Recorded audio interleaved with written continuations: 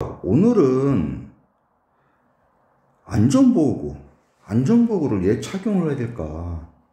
한번 그 주제를 갖고 얘기를 해보려고 해요. 여러분, 청산가리 아시나요? 청산가리? 모르시는 분 거의 없죠? 어떻게 아시나요? 먹으면 죽는다. 독극물이다. 그렇게 알고 계시죠? 근데 청산가리의 분자식이 뭔지 아세요? 얘예요. KCl. 굉장히 간단하죠? 자, 시아나이드라고 하는 것들은 시아나수소 또는 시아나칼륨, 그 다음에 시아나트륨 등을 지칭하는 말이다.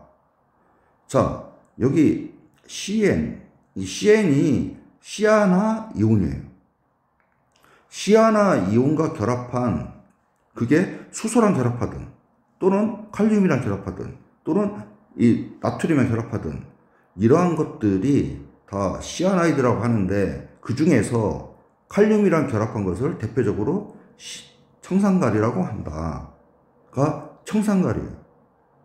근데 청산가리가 어떠한 특징이 있냐? 자, 청산가리는 A형이 색깔도 없어요. 또는 흰색이에요. 결정도 고체죠. 근데 이거를 만약에 물에 탔다. 그럼 청산가리 수용액이 되겠죠. 그렇게 되면은 어쨌든 고체도 굉장히 독성물질인데 물에다 타서 잘못해서 먹었다면은 죽는 거죠.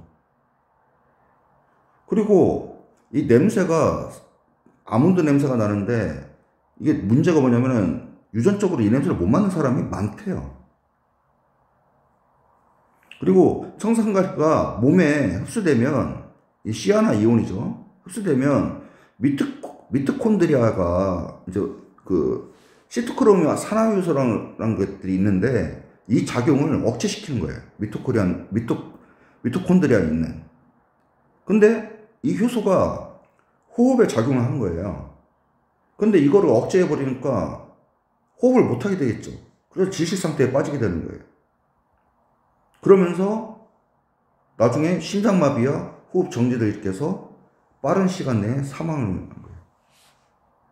한마디로 청산가리 먹고 저희가 농약을 먹었다 그러면 병원에 가면 인색척을 하고 운 좋으면 사시는 분들이 있죠. 근데 청산가리 먹고 사신다? 이거는 제가 그런 얘기 못 들어본 것 같아요. 자, 청산가리는 시아나 이온이 있는 것들을 대표적으로 얘기하는데, 그 중에서 KCN, 그게 청산가리다. 자, 그리고 여러분들 현장에 유독물이란 게 있고 또 이염물이란 게 있죠. 자, 어떤 화학 공장이 있어요. A와 B라고 하는 원재료가 있고, 이거 A, B 그리고 나머지 여러 가지를 섞었을 때 어떤 제품을 만들겠죠. 근데 A가 산화제고, 주로 산화제는 이염물이기도 하고 유독물인 경우가 많죠. 자, B는 아민기가 있었어요. 그리고 B는 이염물이었어요. 근데 우리가 항산화질산이나 이런 것들은 손으로 만지면 큰일 나죠. 부식이 되죠. 화상을 입죠. 근데 이염물로 등록된 이 B는 손으로 이렇게 만져보면 미끈미끈하게 하고, 전혀 이게 왜 이염하지? 그리고 온도나 압력에도 거의 반응하지 않아요. 그래서 이 B가 왜 이염물로 등록되었을까? 이염물인데. 근데 어느 날 큰 사고가 납니다. 어떤 사고냐? 자, 탱크를 청소하는 그 작업을 한 거예요. 그래서 탱크 내에 있는 원재료들을 다 제거를 했죠. 근데 사실은 완전히 제거가 안 된 거죠. 그래서 A라고 하는 산화제가 이 탱크에 아주 미량이 남아 있었던 거예요. 그런데 이 반응하는 탱크가 있는데, 탱크 상부에 이제 배관이 있겠죠. 거기를 통해서 이 이염물인 B가 한 방울 한 방울 이 탱크 내로 떨어진 거예요. 그런데 이 A라고 하는 산화제가 많이 있을 때는 이게 떨어지는 양이 한 방울 두 방울 했을 때 A 대비 B가 굉장히 미량이기 때문에 어떠한 격렬한 화학 반응을 안 하는데, 지금 오히려 A가 굉장히 미량이다 보니까 A 대비 B를 봤을 때 이 B 함량이 굉장히 높아진 거예요. 그래서 A가 산화제라고 그랬잖아요. 그래서 이 A가 격렬하게 산소를 발생을 시킨 거예요. 그러니까 가스가 격렬하게 다량으로 발생을 하고, 다량을 발생하니까 탱크 내 압력이 급상승하겠죠. 그러다가 어느 순간 탱크가 폭발합니다. 만약에 사람이 있었으면 죽었죠. 근처에. 탱크가 폭발했으니까요. 그 탱크가 대략 1T 또는 2T로 만들어지는데, 그 쇳덩이가 파편이 돼서 날아간다고 쳐봐요. 그 주변에 사람이 있었으면은, 그 맞으면은 즉사죠. 자, 이 두 가지 사례에서 저희들이 중요한 내용이 있어요. 자, 첫 번째는 케미컬에서 작용기의 중요성이에요. 아까 청산가리는 시아낙이라는 게 있었죠. CN. 이게 탄소와 질산이에요. 참, 탄소와 질소의 화합물이 시아낙인데, 이렇게 이 시아낙이가 있는 케미칼들은 일단 굉장히 유독성이란 거죠.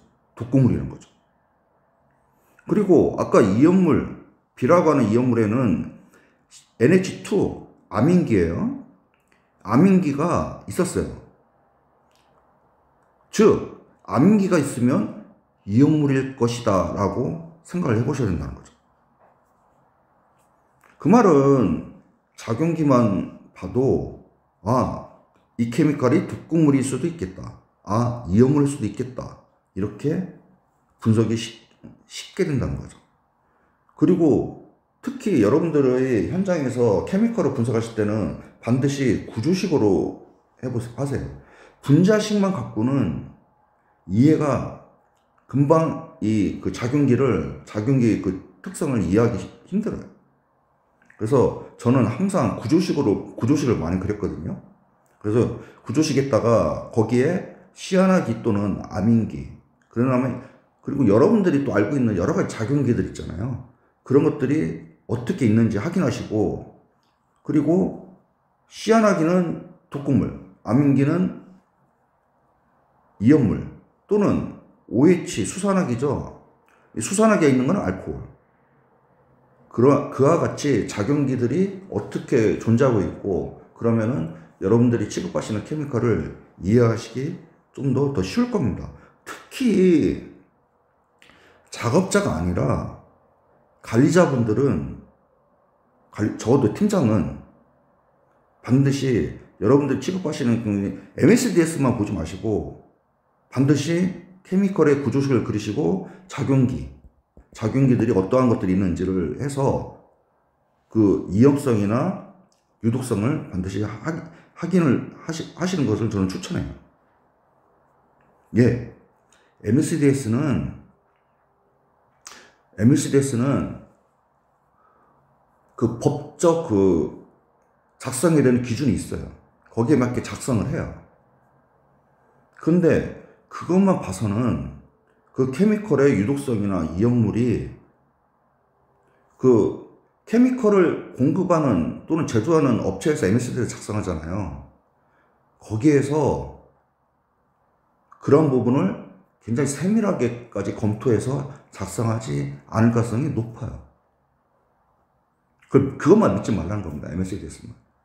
그래서 반드시 적어도 관리자나 관리자급 이상인 분들은, 주임직급 이상인 분들은 반드시 구조식을 그리시고 거기에 작용기들이 어떠한 것들이 있는지를 꼭 확인하셔서 MSDS에서 얘기하지 않는 독극물이나 이염물의 위험성에 대해서 다시 한번 확인하시는 것을 말하고 싶습니다.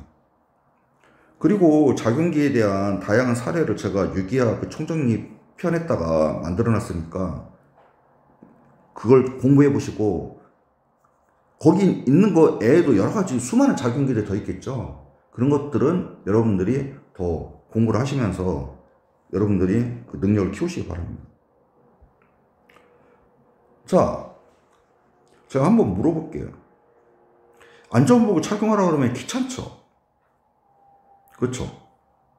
그리고 또 어떤 케미칼 이렇게 취급할 때 안전복을 착용하라고 그랬는데 참을만 해요. 못 참으면 당연히 방독면 쓰고 안전복을 착용하겠죠. 근데 냄새 이렇게 맡아봤는데 참을만 해요. 그래서 뭐 괜찮은데? 참을만 한데? 하면서 방독면 안 써요. 그리고 더 황당한 거는 뭐냐면은 직급이 높다고. 아니 여러분 생각해 보세요. 제가 불산의 위험성에 대해서 말씀드렸죠. 불산은 이게 물에 녹으면은 물과 똑같아요. 물과 구분이 안 돼요. 육안으로. 절대. 근데 피부에 살짝 닿았다? 자, 항산질산은 피부에 닿으면은 아프다 난리치겠죠. 근데 불산은 피부에 닿아도 안 아파요. 그때는. 그 더 큰 문제는 뭐였어요? 몇 시간 후에 아프죠. 몇 시간 후에. 그래서 불산이 항산질산보다 더 위험하다는 거죠. 근데 몇 시간 후에 이 피부를 침투한 불산이 그 뼈와 반응을 하는 거예요. 뼈를 녹여내는 거죠. 뼈에 있는 칼슘이랑 격렬한 반응을 하는 거예요. 뼈를 뜯어내는 것 같아.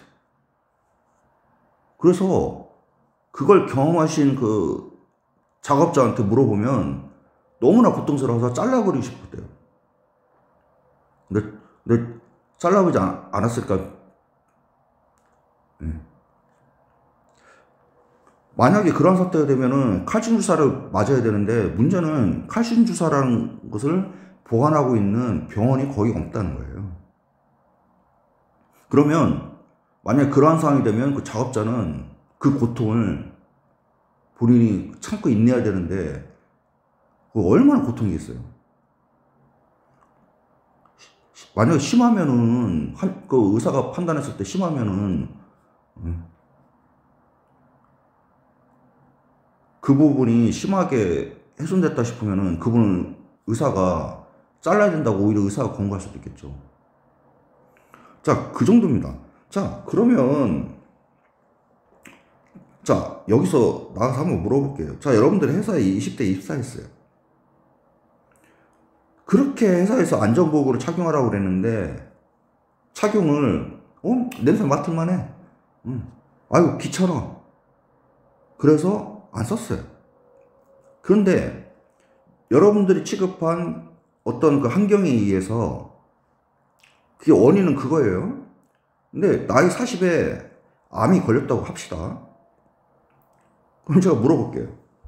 자, 여러분들이 나이가 40이에요. 병원 진료 받았는데 암이래. 근데 곰곰이 생각해 보니까 내가 근무했던 환경 또는 케미칼 그런 여러 가지 요인에 의해서 암이 걸린 것 같아. 여기서 질문. 여러분들이 그거를 증명할 수 있어요? 또는 회사를 상대로 싸워서 이길 수 있어요? 어렵죠? 그리고 결국 여러분들이 만약에 죽는다고 합시다.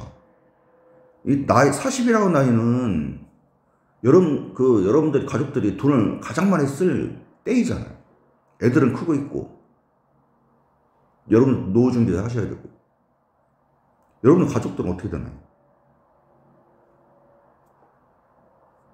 그러니까 그런 걸 생각했을 때 회사에서 쓰지 말라고 그래도 안전보호는 착용을 철저히 하셔야 됩니다. 오히려 스스로 지켜야 돼요.